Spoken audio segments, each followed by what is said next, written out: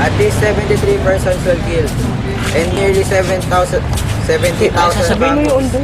were displaced by mass flooding after tropical storm Ondoy dumped the heaviest rainfall on Metro Manila in more than 4 decades.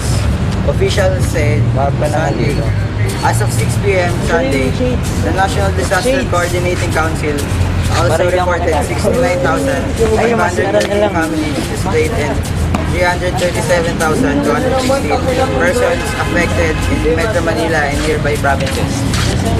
Ito po si Kiefer Salcedo. Ako po si Keeper! Nabaha po kami!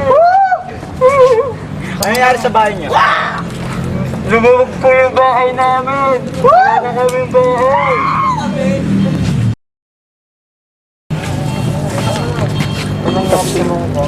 Ano nangyari sa mga gamit niyo?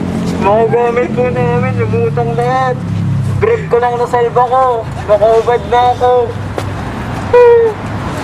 Pinahiram lang po sa akin itong damit!